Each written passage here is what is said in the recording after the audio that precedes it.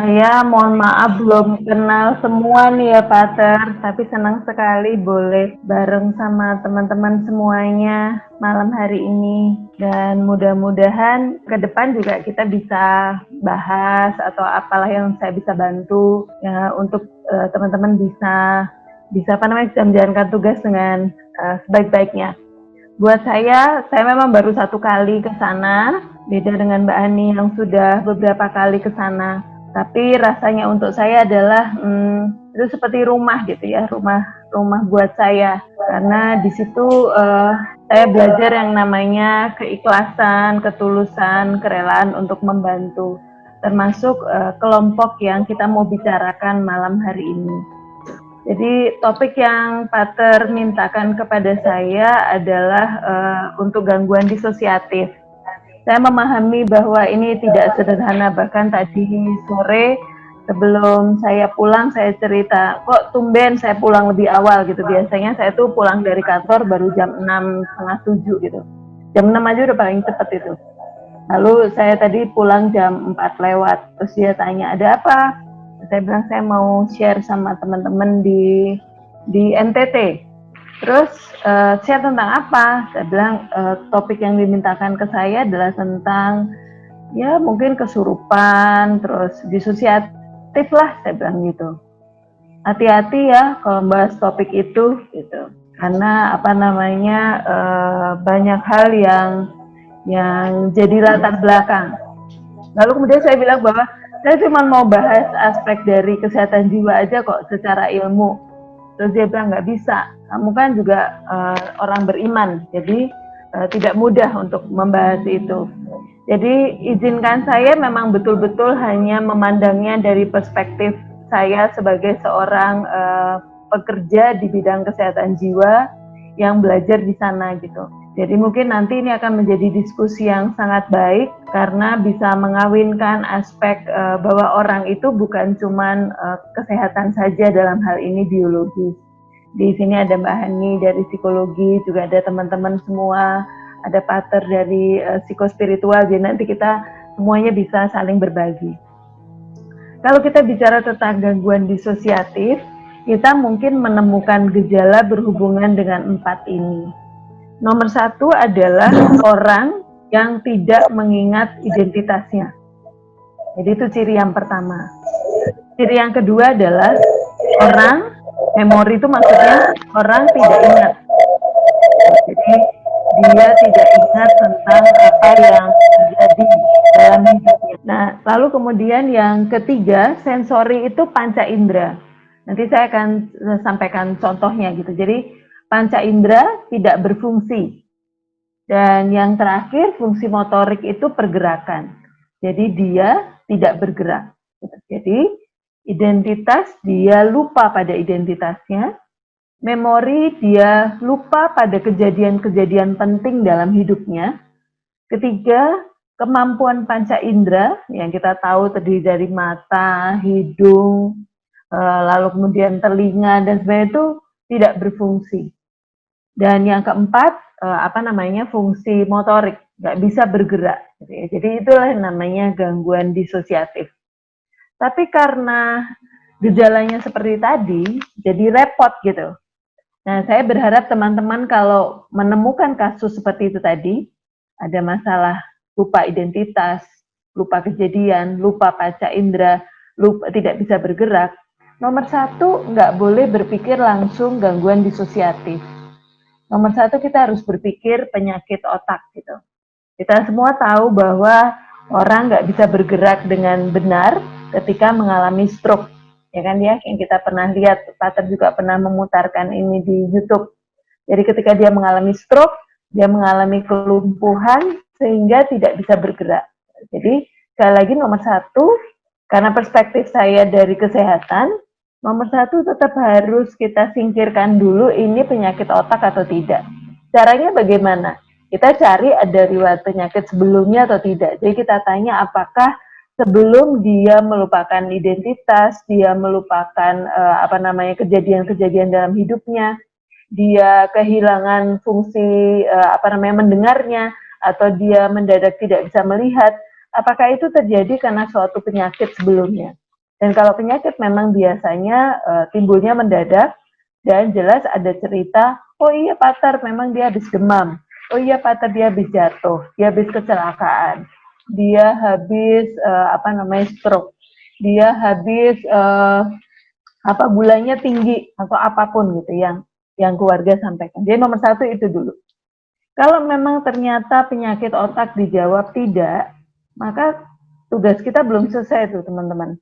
Yang kedua adalah penyalahgunaan zat. Nah, zat ini maksud saya nafza ya, nafza dan alkohol. Di antara semua jenis nafza dan alkohol, yang paling bisa menimbulkan gejala disosiatif adalah alkohol, nomor satu. Pertanyaan saya, di sana alkohol mudah didapat? Kemungkinan mudah ya, Pater.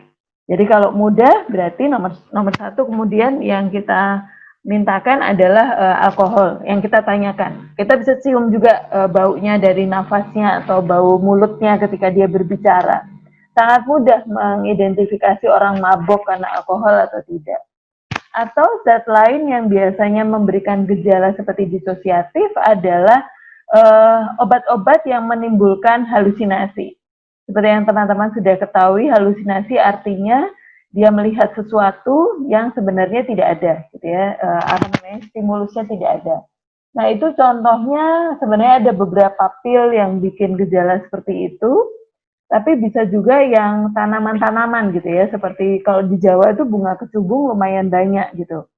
Ganja sebenarnya salah satu yang bisa menimbulkan halusinasi juga gitu. Jadi intinya setelah kita coba arahkan apakah ini ada penyakit otak atau tidak, maka yang kedua kita tanyakan tentang alkohol. Baru yang ketiga skizofrenia. Jadi memang dia bisa memiliki gejala seperti tadi. Jadi nggak tahu apa-apa gitu ya, lupa ini lupa itu. Gangguan berikutnya juga bisa mirip kayak disosiatif, yaitu depresi. Saking sedihnya, terus kemudian dia lupa pada berbagai macam kejadian yang membuat dia sedih gitu. Tapi tentunya kita dengan mudah menemukan orang dengan ekspresi yang sedih. Dan berikutnya yang mirip juga seperti ini adalah gangguan somatoform. Dari katanya somato itu artinya fisik. Jadi dia datang dengan berbagai macam keluhan fisik, tetapi kemudian ketika diperiksakan oleh dokter, kita tidak menemukan apa-apa. Jadi kalau yang pertama, dia sakit, kita periksa, ada penyakitnya. Tapi kalau yang kelima ini, dia mengeluh sakit, dia mengatakan dia memang sakit, dia mengeluhkan banyak gejala, pas kita bawa ke dokter, diperiksa macam-macam, tidak ada. Tapi itu namanya somatoform. Dan dia sangat khas, dia cuma mau dibilang bahwa dia sakit. Jadi dia sakit fisik. Nah, nanti tentunya mungkin akan sangat berbeda sebenarnya dengan penyakit disosiasi ini, meskipun ada beberapa gejala yang mirip. Nah, sekarang fenomena-fenomena yang terkait dengan disosiatif. Nomor satu sudah tadi saya sampaikan, amnesia. Jadi dia hilang ingatan. Sebenarnya penyakit otak ada yang namanya amnesia. Cuman kalau amnesia pada penyakit otak, dia nggak pilih-pilih. Semua hal dia lupa yang terjadi di belakang dia. Kalau ini pilih-pilih. Betul-betul hanya kejadian pada waktu dia tabrakan. Betul-betul pada waktu kejadian dia melihat dan menemukan suaminya berselingkuh di rumahnya. Jadi betul-betul sangat spesifik pada kejadian-kejadian tertentu yang sifatnya sangat memukul perasaannya. Dia juga bisa tidak mengenali orang-orang tertentu yang memang menyakiti hatinya. Tapi Pater dia ingat, dia ingat, pokoknya yang nggak menimbulkan risiko apapun dia ingat. Jadi amnesia, hilang ingatan, tetapi sangat selektif. Yang harusnya berlakunya pada semua hal. Atau kemudian gejala yang kedua adalah depersonalisasi. Izinkan saya bikinkan jembatan keledai, ada kata person. Person itu artinya orang. Jadi saya melihat diri saya berubah. Gitu. Ada teman-teman dengan disosiatif yang mengatakan bahwa saya menjadi seperti nenek saya. Kalau kita lihat sih kita tetap melihatnya ya Vita gitu. Tapi dia bilang bahwa dia berubah, dia menjadi neneknya. Atau dia berubah, dia menjadi seseorang sapa gitu. Jadi dia melihat dirinya berbeda. Sementara kalau derealisasi, dia melihat orang sekitarnya atau barang-barang di sekitarnya atau lingkungannya berubah. Dianya nggak berubah, tapi orang sekitarnya berubah. Gitu. Sehingga dia merasa ini bukan tempat tinggal saya nih, saya harus pergi. Gitu. Karena dia tidak mengenali bapaknya, dia tidak mengenali ibunya. Sesuatu yang pada skizofrenia bisa sekali terjadi. Cuman bedanya, ini tidak ada halusinasi. Betul-betul cuman dia melihat orang, ini ilusi sebenarnya ya. Karena ada objeknya, tapi dilihat berbeda. Kalau halusinasi, objeknya nggak ada, tapi dia lihat. Kalau ini ilusi, ada objeknya, dia lihat secara berbeda. Yang ketiga adalah kesurupan. Di bahasa di medis kami menyebutnya trans. Jadi kesurupan. Ya seperti yang kita lihat-lihat di TV lah. Bentuknya bisa macam-macam. Bisa tahu-tahu teriak-teriak, terus kemudian naik-naik ke kursi atau apapun lah karena kejadian-kejadian yang di SMP. Bentuk yang keempat adalah fugu. Mohon maaf tidak mengganti istilahnya karena memang ya ini istilahnya, tapi izinkan saya menerangkan.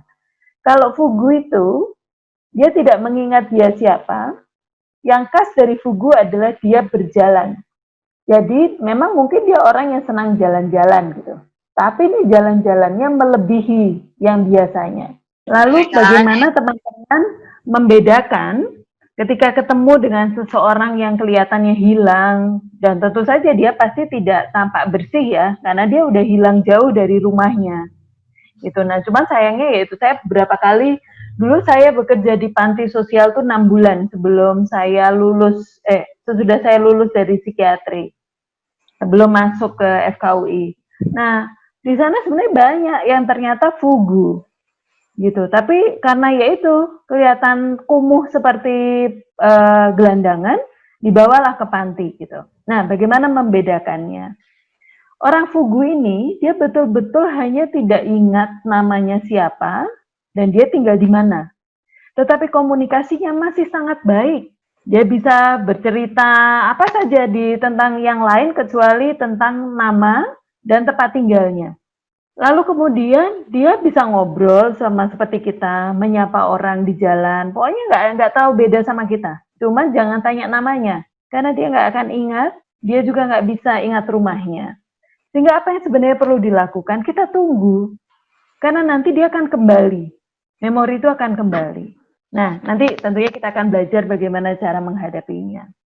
Yang berikutnya adalah stupor disosiatif. Jadi ini saya dalam perjalanan saya menjadi psikiater, sebenarnya sangat sedikit saya tuh punya peluang menemukan kasus seperti ini. Cuma satu. Padahal saya udah jadi psikiater berapa lama ya? Dari 2006, 14 tahun. Nah, apa yang tampil? Jadi dia datang dibawa oleh keluarganya seperti orang kejang. Jadi kaku betul, tangannya biasanya seperti ini gitu atau begini. Kaku betul. Kalau misalnya itu dibawa ke rumah sakit, sering berpikir bahwa orang ini kejang atau pokoknya penyakit fisik lain. Sekali lagi, tidak apa-apa. Bahkan saya senang kalau misalnya teman-teman KKI menemukan kasus seperti ini dan bawa dulu ke rumah sakit. Karena seperti tadi, penyakit otak dulu yang harus disingkirkan. Tetapi nanti dokter akan melihat. Karena apa? Kalau orang ini memang koma atau kejang, maka semua refleks dalam tubuhnya itu hilang. Tapi ini tidak. Sebagai contoh, ketika saya mau buka matanya, dia tahan. Jadi dia masih punya kontrol pada dirinya. Cuman biasanya kok ditanya, dia mungkin habis lihat sesuatu yang sangat traumatik, hingga dia tidak mau membuka matanya. Jadi dia melawan hampir semua yang kita usahakan. Kita luruskan tangannya, karena kita bilang, ini pasti capek ya, saya coba luruskan, dia akan bertahan. Bisa lurus dikit terus tahan lagi gitu. Jadi dia melawan kita gitu. Tapi artinya buat saya sebagai seorang dokter dan teman-teman juga, orang ini sadar. Gitu. Jadi sebenarnya saya kalau temu kasus seperti ini saya happy karena ternyata dia sebenarnya sadar. Berbeda cerita kok dia tidak sadar, sehingga saya harus melakukan pemeriksaan yang lebih canggih gitu. Biasanya kalau saya menerima kasus seperti ini di IGD, saya akan menyuntikkan diazepam. Tujuannya adalah membuat dia tidur beneran, tapi jadinya dia sudah tidak punya kontrol pada tubuhnya. Nanti dia akan bangun, dan habis itu baru saya ajak bicara. Gitu. Sehingga saya merontokkan semua pertahanan kontrolnya dia. Karena dia sedang menyimpan cerita di kepalanya. Gitu. Tapi setidaknya seperti tadi, teman-teman harus berpikir dulu nih penyakit otak, sampai itu tadi, teman-teman mendapatkan perlawanan untuk semua usaha baik yang teman-teman lakukan. Baru kemudian kita bicara tentang gangguan kepribadian ganda. Nggak sama, gitu ya. Dulu sih mungkin ya kita kurang lebih sama ya, yang fenomenal itu kan Sibyl itu ya, yang 16 kepribadian. Belakangan ada yang sampai 100-an gitu ya. Di saat ini saya di Poli Jiwa Dewasa sedang menangani, tapi puji Tuhan cuma 5 gitu ya, itu aja susahnya bukan main gitu. Jadi dia memiliki 5 identitas yang nanti saya akan bahas secara khusus. Nah inilah gangguan jiwa. Jadi gangguan jiwa itu kalau istilah teman-teman saya, penyakit yang mampu menirukan penyakit apapun yang ada. Dia bisa buta. Tapi kalau dibawa ke dokter matanya bingung. Karena semua organnya baik. Dia datang dengan lumpuh. Tapi kalau diperiksa, nggak ada. Dia bilang dia kebas-kebas tuh apa ya, baal tuh. Kayak orang habis stroke, yang sensoriknya belum balik betul gitu ya, perabaannya, sentuhannya tuh belum kembali. Tapi kok diperiksa nggak ada kejang atau gangguan saraf apapun yang kalau diperiksa tidak ada.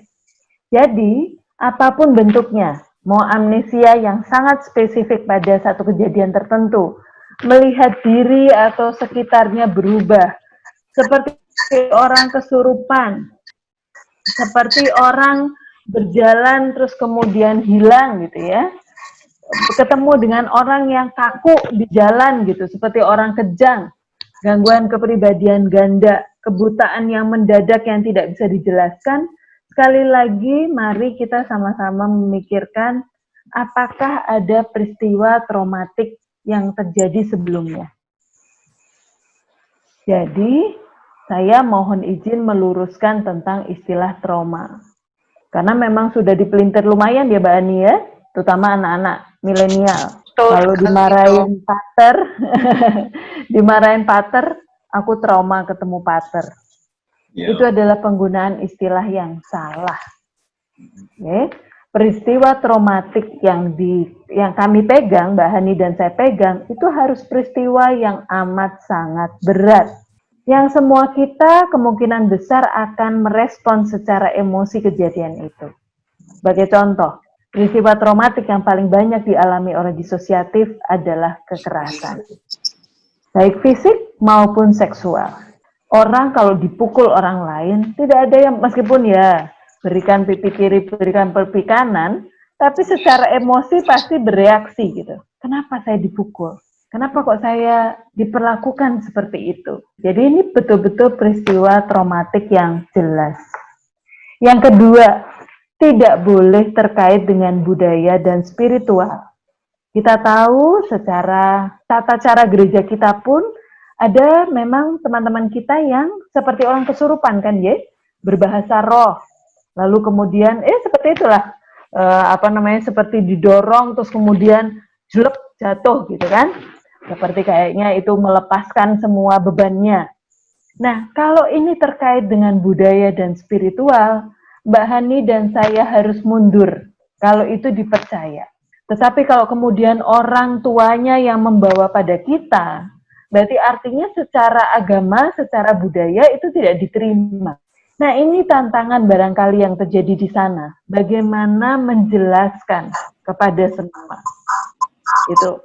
Saya waktu di Samosir, kebetulan kan juga begitu ya, sebagian besar Kristen. Saya kemudian ditantang. Ini kan secara gereja, secara Alkitab juga diakui, Bu, bahwa ini bisa. Saya bilang, iya nggak apa-apa, saya terima. Kalau memang semua setuju dengan itu, silahkan. Tapi kenapa saya dipanggil?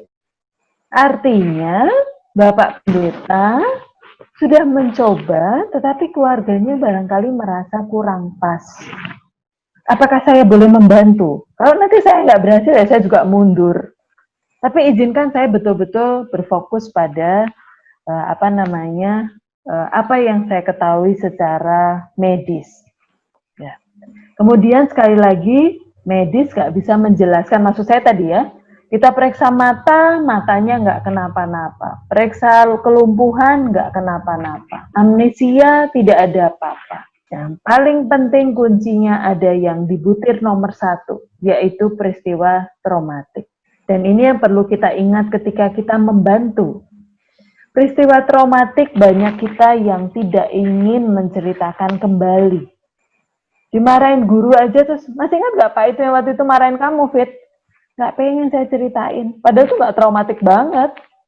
Tapi saya bisa tuh gak pengen ceritain, apalagi ini. Sehingga pendekatan kita memang tidak memaksa. Kita datang terus, ketuk-ketuk terus. Someday mungkin dia percaya pada kita untuk kita cerita. Itu nanti saya akan bahas di belakang. Oke, sekarang kita masuk ke gangguan kepribadian ganda. Dia punya identitas lebih. Mengapa begitu? Karena ini cara alternatif. Misalnya, saya mengakui bahwa saya adalah tipikal orang yang tidak pernah berani frontal, bicara langsung gitu. Ya, saya nggak suka sama pater, saya nggak bisa bicara. Pater aku nggak suka, nggak bisa. Vita tidak akan pernah melakukan itu. Meskipun saya pengen. Mungkin kalau pater sih nggak pernah buat salah. Tapi anggaplah pater adalah bapak saya yang melakukan kesalahan kepada saya. Dan saya pengen bilang bahwa bapak salah, tapi saya nggak berani. Saya nggak bisa. Maka kemudian timbullah tokoh baru, misalnya Ratna, yang jauh lebih berani. Dan Ratna inilah yang kemudian ngomong pada bapak. Jadi, dia menciptakan tokoh yang dia harapkan dia bisa lakukan untuk membela dirinya. Nah, cuman itu tampil dalam bentuk orang lain. Padahal dia tetap aja Vita. Tapi ketika Ratna menjadi Ratna, Vita tidak tahu. Ketika Ratna tahu tentang Vita. Tetapi Ratna tidak mengetahui apa yang terjadi ketika menjadi Vita. Karena kan sebenarnya orangnya satu, bukan banyak. Jadi, dia memiliki beberapa tokoh di dalam dirinya yang sebenarnya terpisah satu sama lain. Dan punya perasaan, punya cara berpikir, punya cara berperilaku yang berbeda dengan yang lain. Dan satu sama lain tuh nggak bisa mempengaruhi, tapi ngata-ngatain bisa. Jadi misalnya, saya emang nggak pernah lah mau kayak Vita gitu. Udah diapa-apain sama bapak, diem aja. Nggak mau saya. Itu bisa. Tapi itu betul-betul karena sebenarnya itu adalah saya. Tetapi saya tidak bisa. Sehingga tampil dalam bentuk orang lain di dalam saya. Nah, kembali angkat dia sebagai schizofrenia gitu. Padahal kalau bedanya adalah, kalau schizofrenia, dia bicara sendiri karena halusinasi. Kalau ini tidak ada halusinasinya. Dia kan bilang bahwa saya sedang ngobrol sama Vita ketika saya jadi Ratna misalnya. Jadi sekali lagi, satu orang tetapi bisa berubah-ubah. Dan yang paling bisa menangkap ini adalah orang sekitar sebenarnya. Ketika orang sekitar bilang, saya tuh yakin loh bicara sama Vita, tapi dia selalu bilang dirinya dia Ratna. Gitu. Jadi orang sekitar yang melaporkan itu pada kita. Kejadiannya sebenarnya gede banget sih, enggak. 1 dari 10.000. Nah, tadi saya bilang kasusnya pun jarang-jarang saya temui. Nah, sebenarnya bakat-bakatnya dari kecil sudah ada. Atau saya berikan contoh begini. Kalau yang perempuan deh ya, saya nggak tahu kalau yang cowok mainan begituan apa enggak. Cuman kalau yang perempuan tuh saya dulu suka main tamu-tamuan gitu. Pura-puranya ada tamu, terus nanti saya suguhin minum. Pura-puranya ada teman saya bawa boneka, terus kita kayak main bareng. Jadi itu namanya tokoh fantasi. Nah, tokoh fantasi itu normal, tapi pada anak-anak. Ketika terus kemudian berlanjut tokoh fantasi itu dimiliki, apalagi kok kemudian ternyata tokoh fantasi itu masuk di dalam dirinya, nah inilah yang menjadi disosiatif. 90% terjadi pada perempuan, jadi selamat kepada yang laki-laki karena ini jarang gitu ya terjadi pada laki-laki. Ini kan laki-laki mudah-mudahan terlindung ya dari berbagai macam kejadian traumatik. Nah, biasanya orangnya sangat sensitif, jadi kalau ditanya karakternya adalah orang yang sensitif artinya perasa ya. Apa aja tuh istilah anak sekarang baper, apa-apa dibawa perasaan gitu. jadi sensitif. Akibatnya dia juga sangat mudah untuk disugesti gitu. Nah, tapi di satu sisi kayak itu, cara menyembuhkannya pun juga membantu dia untuk mensugesti. Jadi kalau dia, artinya kalau kita colek dia untuk berpikir A, gampang banget untuk diajak mikir A gitu. Jadi itu tipikalnya. Karena kalau ditanya, kenapa sih orang ini bisa begitu? Nomor satu, ada unsur genetik. Jadi kita tanya, apakah di keluarga juga ada yang seperti ini? Nah, cuman ini repot ya. Kalau ngomong di Indonesia tentang disosiatif itu kaya banget gitu. Nanti dibilang, ada nggak sih di keluarga yang kayak gini? Dengan terus kemudian diartikan sebagai apakah kakek nenek juga ada yang sakti seperti ini gitu. Bisa punya kelebihan gitu kesannya. Jadi sebenarnya ada genetiknya. Ada yang ada yang tidak. Yang kedua, ini sebenarnya adalah upaya untuk melindungi diri. Sehingga artinya ketika kita menolong tidak boleh cepat-cepat untuk mengambil tokoh-tokoh itu atau menyatakan salah pada apa yang dia usahakan. Karena apa yang dia lakukan itu tujuannya adalah melindungi dirinya dari kehidupan yang sangat menyakitkan untuk dia. Nah, mereka yang berkepribadian labil, gampang sedih, gampang marah, tahu-tahu gampang ketawa, itu lebih rentan untuk mengalami ini. Seperti tadi saya sampaikan, sensitif. Nah, secara sosial, traumanya ini, kenapa tadi dari masa kecil? Karena dilakukan oleh orang tua atau orang terdekat. Karena basicnya adalah kepercayaan. Yang dilukai itu kepercayaan. Orang yang dijuduli sebagai ayah saya, tapi justru adalah orang yang paling menyakiti saya. Orang yang saya juduli sebagai ibu, yang menurut buku, ada orang yang akan selalu saya ada di perutnya 9 bulan. Tetapi justru menjadi orang yang melukai saya. Itu terjadi pada Sibyl ya. Sibyl itu ibunya kan, ibunya skizofrenia. Lalu dia mengalami banyak kekerasan fisik dan seksual yang dilakukan oleh ibunya karena suara-suara dan karena skizofrenianya itu. Kemudian kekerasan yang dilakukan di luar seperti perang, bencana, penculikan gitu itu juga terjadi di sana. Dan termasuk prosedur kami, pembedahan-pembedahan gitu ya, terutama anak-anak kecil yang umurnya mungkin baru 3 atau 4 tahun, tapi jumlah operasinya sudah lebih banyak daripada jumlah umurnya. Jadi dia udah operasi berkali-kali. Mereka yang mungkin punya kelainan tertentu di perut gitu ya, sampai reparasinya harus berkali-kali. Dan itu menyakitkan sekali secara fisik maupun membayangkan anak kecil kan nggak ada yang operasi boleh ditemenin orang tuanya kan. Dibawa sendiri sama dokternya masuk ke kamar operasi dan dia dihadapkan dengan itu semua. Apa dampaknya kalau disosiatif ini tidak ditangani atau tidak kita pedulikan? Yang pertama, dia beresiko akan melukai atau mutilasi diri. Karena sangat tidak nyaman ya. Dia sendiri tidak bisa menjelaskan apa yang terjadi, sehingga beresiko untuk melukai diri. Mereka mengalami gangguan seksual, terlebih kalau misalnya ini kita bicara tentang peristiwa traumatik seksual atau peristiwa traumatik yang berhubungan dengan pasangan. Alkohol, traumanya sih bisa dijelaskan, misalnya mohon maaf, saya diperkosa gitu. Tetapi pemikiran, perasaan pasca kejadian itu tidak mudah untuk diceritakan. Tidak jarang orang mengatakan, sudahlah nggak usah diingat-ingat. Andai bisa semudah itu, pasti teman-teman itu tidak akan begitu. Gak bisa berhadapan dengan kondisi-kondisi yang wajahnya orang itu pun masih teringat. Gitu. Nah jadi akhirnya dia lari ke penggunaan narkoba dan sebagainya untuk menghilangkan rasa sakit yang tidak nampak. Meskipun saya bilang bahwa bukannya kamu menambah masalah baru, jangan katakan mereka nggak tahu. Tetapi mereka melakukan melukai diri, alkoholisme, bahkan melakukan hubungan seksual yang dengan kekerasan. Itu ditujukan untuk membuat rasa sakit itu nyata. Karena ada darah, karena ada sakit kepala. Kalau yang di dalam hati itu nggak nampak gitu ya. Rasa sakitnya itu membingungkan, abstrak.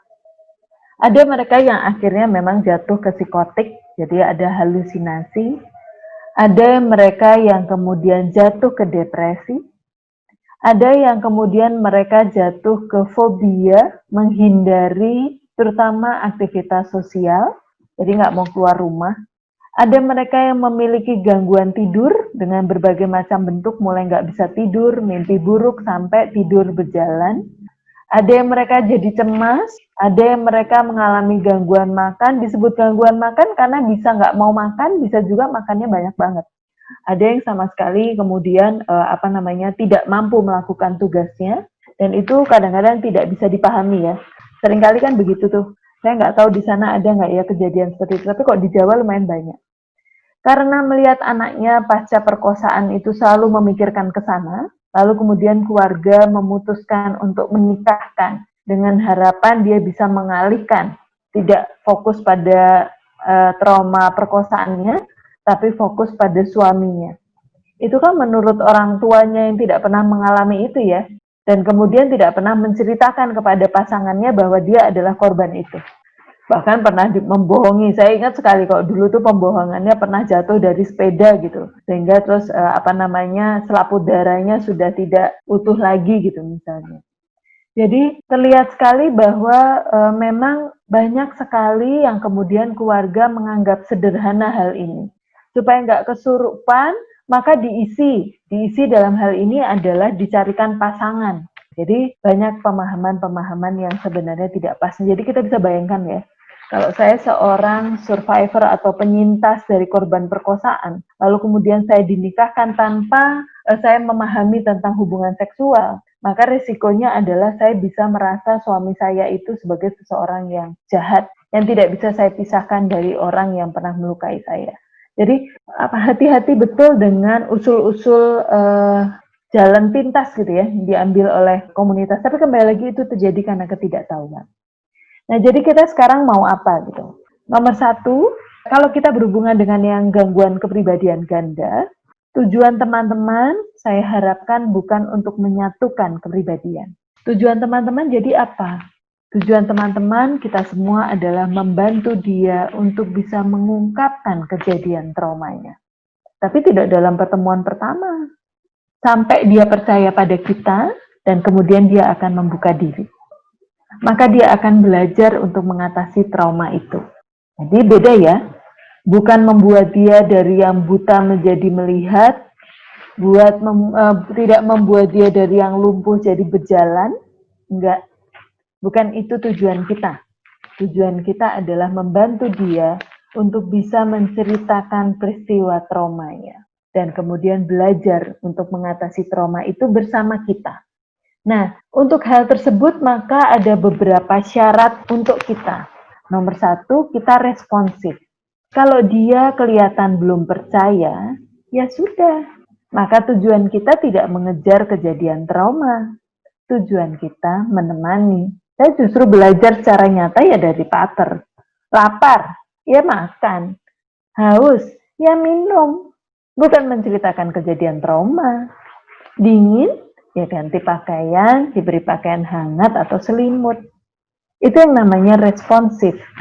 Artinya kita paham dan tanggap terhadap kebutuhan yang dia perlukan.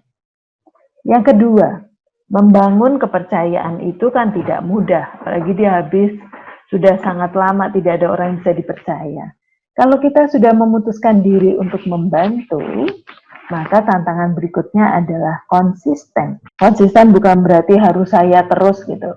Karena misalnya saya memahami kekurangan saya tidak mungkin saya terus-terusan. Gak apa-apa untuk mengajak teman. Sehingga yang penting konsisten itu tercapai. Yang ketiga adalah berharap bahwa kita itu bisa diprediksi gitu. Respons kita itu bisa diprediksi. Jadi tidak mengejutkan. Yang disebut tidak mengejutkan juga salah satu contohnya adalah katanya mau datang nggak datang tanpa pemberitahuan, itu nggak bisa diprediksi tuh. Jadi bukan cuma tidak konsisten, tapi juga kita tidak bisa diprediksi. Saya merasa bahwa kalau ketemu pater akan menyejukkan saya, tapi terus kemudian saya ketemu pater lagi marah gitu. Nah itu membuat saya berpikir pater tidak bisa diprediksi, gitu. Sehingga apa yang kita lakukan, apa ya terus saya nggak boleh gitu ya marah gitu, boleh. Tetapi sadari ketika kita mau menolong orang, kalau kita tidak bisa, karena kemarahan kita kadang-kadang kan bukan pada dia ya, kemarahan kita pada hal yang lain gitu. Nah kita sadari, kita sedang apa ya? Kalau kita memang sedang kurang baik kondisinya, kita tanya kita mau lanjut nolong apa enggak nih? Kalau enggak, lebih baik kita sampaikan. Saya hari ini sedang dalam kondisi yang kurang baik. Saya akan coba ketemu besok. Atau ya kita temui, tapi konsekuen untuk tidak mencampurkan perasaan kita pada hal lain pada dia.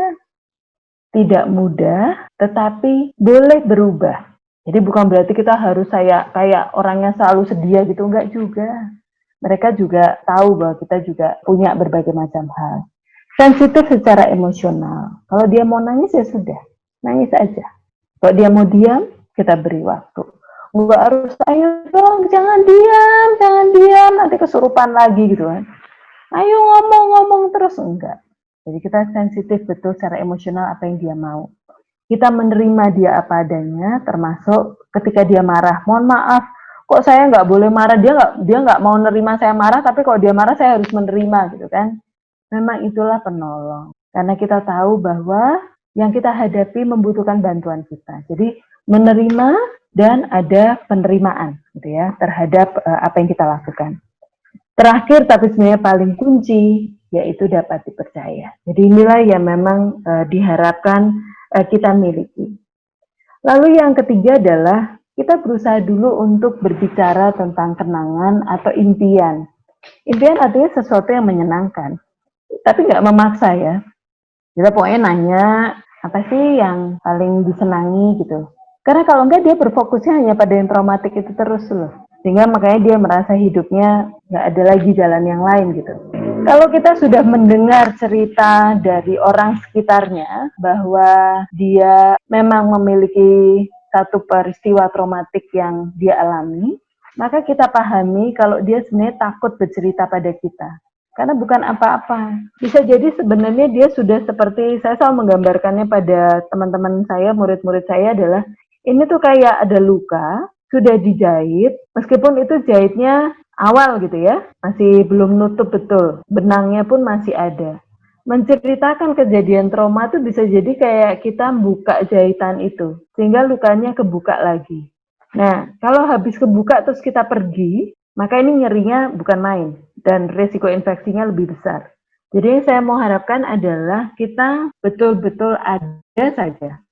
Nggak apa-apa cerita. Bahkan kalau perlu kadang-kadang kita membuka diri tentang kita tuh siapa. Mudah-mudahan sih ceritanya nggak sama persis gitu ya, tapi maksudnya ajarkan atau bahwa dia menyadari bahwa hidup kita tuh juga nggak 100% smooth kok. Kita pernah punya pengalaman yang juga sedih gitu. Meskipun kita tidak ceritakan konteksnya seperti apa, tapi intinya membuat dia merasa aman bahwa menceritakan itu tidak apa-apa. Kalau memang seperti tadi saya sampaikan, mau marah-marahlah, mau nangis-nangislah, nggak apa-apa, keluarin aja. Nah ini yang menarik. Kalau dia kita ketahui memiliki begitu banyak kreativitas, senang ngelukis gitu, dia nggak mampu mengekspresikan, ya pakai aja itu. Dia senang nulis puisi, mungkin dia nggak bisa menyampaikan pada kita sebenarnya kejadiannya apa, tapi dari membaca tulisannya, dari melihat gambarnya, kita mungkin bisa menebak apa yang dia rasakan. Gitu. Jadi melibatkan gitu pada kondisi-kondisi itu. Di samping itu bisa jadi pengalihan. Nah, kadang-kadang kalau yang berat sekali seperti yang tadi saya ceritakan, itu kan mau diapain aja nggak bisa gitu ya. Jadi ya terpaksa memang harus pakai medikasi dulu supaya saya bisa bicara dengan dia. At least memperkenalkan diri saya siapa gitu dan apa yang saya mau lakukan. Tapi bukan satu-satunya. Lebih kompleks sebenarnya kami biasanya pakai hipnoterapi. Di hipnoterapi itu memang mohon maaf ya nggak kayak acara-acara di TV sebenarnya. Jadi ini sebenarnya kita bantu dia. Jadi ibaratnya kalau tadi masih ingat cerita saya tentang luka, saya seperti membius dia gitu. Membuka lukanya, membersihkan lukanya, tetapi tanpa dia sadari. Sehingga ketika dia bangun, dia nggak terlalu merasa luka yang dalam gitu. Dia taunya udah tertutup lagi. Nah, sekarang ini yang tadi pagi saya diingatkan oleh sejawat saya gitu, yang menulis WA bagus banget gitu. Hati-hati dengan bahasa kita cerita, tapi kelihatan kita memaksa gitu. Ayo cerita, nggak apa-apa. nggak apa-apa, cerita aja. Cerita aja, tapi terus kelihatan gitu. Jadi hati-hati betul karena kita sendiri juga sebenarnya terbaca. Jadi artinya dia bisa merasakan kalau kita tergesa-gesa, kalau kita kurang sabar, diam. Tadi katanya boleh diam, tapi suruh bicara terus. Kalau kita tegang dan serius sekali, itu juga gimana ya? Gitu. Saya tuh ngerasa pater lah yang ngajarin saya secara real ya. Guru-guru saya aja menurut saya nggak mampu menentukan kedasian gitu. Tapi pertemuan saya sama pater membuat saya merasa bahwa pater tuh nggak punya agenda gitu. Ketemu orang tuh kayak nggak punya agenda. Jadi jalanin aja sama orang itu. Komitmen kita untuk waktu ini adalah ketemu orang itu ya sudah gitu. Nah hal itu membuat tidak ada ketegangan, nggak ada sesuatu yang serius. Saya harus dapat gejala, saya harus dapat trauma, saya harus dapetin catatan tertentu, laporan tertentu, enggak. Nah, yang lain adalah soal nafas. Kita kadang-kadang berpikir nggak bisa merasakan orang itu bernafas gitu. Tapi jangan salah, hembusan bisa didengar. Tanda bahwa mungkin bosan. Sambil nunggu kan nih, ayo nggak apa-apa kalau mau cerita. Terus kita dalam keheningan gitu. Terus tahu-tahu kita napas. Tanda kayak bosan gitu. Ya itu dia dengar. Karena memang dia sedang sangat sensitif dengan itu. Posisi tubuh juga termasuk yang seperti ini kan. Kita naruh tangan kita di situ. Atau tangan kita mengepal. Atau seperti ini kayak udah bosan nungguin gitu kan. Dia akan betul-betul melihat seberapa memang kita bayangkan lah ya. Sebagai seseorang yang betul-betul baru terluka kepercayaannya. Dan kemudian tatapan mata kita gitu. Kita bersungguh-sungguh mau menolong atau tidak. Nah, jadi kapan kita merasa boleh optimis gitu? Kalau ini satu hal yang baru, tiba-tiba dan mendadak, kemungkinan besar akan lebih mudah. Karena dia belum sempat untuk mengembangkan berbagai macam pemikiran ya. Jadi memang kalau ini segera dan disampaikan kepada kita, ini lebih mudah. Kemudian kalau misalnya kita tahu cerita sebelumnya, apa yang menyebabkan dia begitu. Jadi memang kontak kita pada keluarga, kontak kita pada temannya sebelum kita datang, sebisa mungkin kita dapatkan. Sehingga bukan dari nol gitu loh, kita datang ke sana tanpa informasi apapun. Andai kata memang terpaksa dari nol, kita temui dia dulu yang utama. Kalau kemudian dia masih belum bisa terkoneksi dengan kita pakai waktu kita untuk bertanya pada orang-orang sekitar. Nah, kadang-kadang jarak antara serangan dengan memulai pengobatan itu jauh, karena menganggap ini kan yang tadi itu ya, kemasukan-kemasukan dulu gitu kan. Itu lebih sulit sebenarnya untuk dibantu. Tapi kalau segera, maka sebenarnya akan lebih cepat untuk dibantu. Mereka yang punya kemampuan berpikir baik gitu ya, itu lebih mudah untuk dibantu untuk diajak bicara. Kalau kita bertemu dengan kasus-kasus yang sifatnya lumpuh, buta, ngomong tapi nggak ada suaranya, jadi kayak orang bisu, itu sebenarnya jauh lebih mudah dibandingkan mereka yang kejang-kejang atau gemetaran gitu. Karena artinya sebenarnya rasa ketakutan itu masih ada. Sebenarnya kalau kelumpuhan atau kebutaan itu seperti dimatikan sementara. Gitu. Ini kurang lebih gambaran awal dulu yang saya mau ceritakan kepada teman-teman untuk memberikan gambaran tentang apa sih yang sebenarnya disebut disosiatif ini gitu. Di sini saya lihat tadi juga ada teman saya, ada guru saya juga Dr. Albert. Kita bisa berdiskusi tentang kasus-kasus yang barangkali teman-teman temui dan mungkin lebih kaya. Dan bisa memberikan gambaran bahwa ya kita belajar jenis gangguan jiwa lain, selain mungkin kita belajar yang paling sering adalah depresi, cemas, dan skizofrenia gitu. Kita belajar yang lain. Itu barangkali yang awal tapi juga cukup lumayan panjang saya sampaikan pada teman-teman untuk membuka diskusi kita. Terima kasih banyak. Monggo Pater, saya kembalikan.